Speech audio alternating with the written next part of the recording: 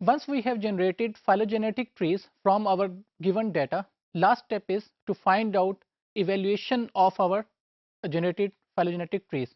What does this evaluation means? Evaluation can be defined at two levels. Number one, if those generated trees are accurate. Second one is if those generated trees are efficient. Efficient means with respect to time and memory constraints. There are four different methods for tree evaluations, which are randomized tree, randomized character data, bootstrapping, and likelihood test. In first two, randomized tree, we generate different trees which are of course random from given data, and then in the second type we have different characters which are randomized from the provided data. Third one is bootstrapping, and finally we have likelihood test, in which we check out that what is the maximum likelihood of a given tree from the provided data. What is bootstrapping? इस module में हम bootstrapping को जो extended mechanism है for evaluation of trees focus करेंगे और देखेंगे वो कैसे परफॉर्म की जाती है. Moving on, number one, what is the criteria for evaluation? How do we evaluate a phylogenetic tree? Number one thing, do we want to measure the accuracy of the tree? Is this the question? How to measure accuracy of the generated tree? Number thing is, the answer is that it should be consistent, it should be efficient, and it should be robustness. Robustness means that it should capture complete information from our provided data. And then accuracy of the tree building approach is important, or accuracy of a particular tree is important. That is a question which we have to answer कि हमने जो अपना tree generate किया है वो important है या जो हमने अप्रोच है वो इम्पोर्टेंट है. Let's start from bootstrapping then. So what is bootstrapping analysis? Number one thing, basically it is not a technique to assess only the accuracy of the technique or the tree. Roughly idea इसका क्या है?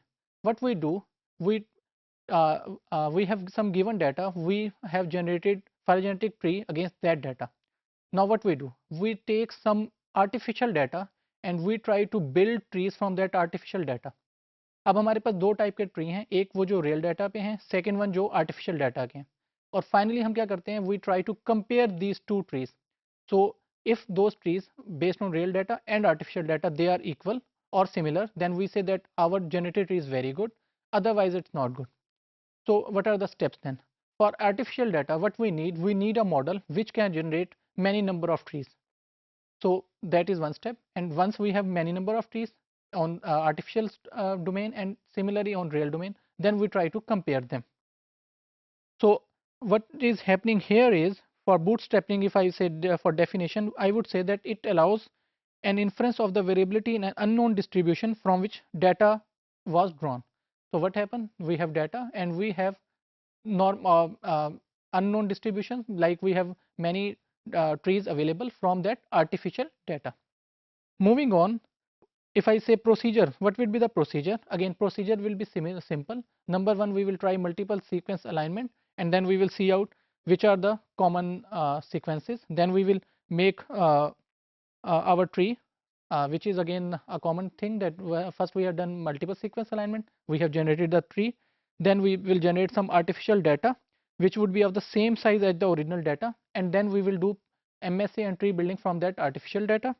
And this replacement operation is there. So replacement operation means that we have individual columns which can apply or which can appear on multiple times, or they can disappear altogether. So concept is, a tree is generated from randomized or random data set, then large number of bootstrap replicates are generated, so which is artificial, then bootstrap our trees are compared against the real data. If this information is high, this frequency, this matching information is high, that we say that this is a very good generation of our phylogenetic tree. So for a demonstration purpose, I am showing an example from Megaforce software.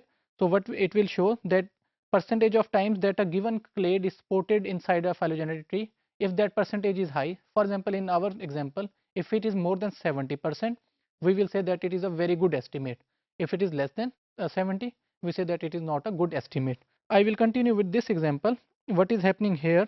So for this thing, if I have these three hemo alpha globins for horse, dog and kangaroo, I will say that this information is 100%. So this generated result is 100 for all these three alpha globins. But if I only see for alpha globin for horse and dog, it would comes out 69. So this 100% result is better than 69 based on bootstrapping results.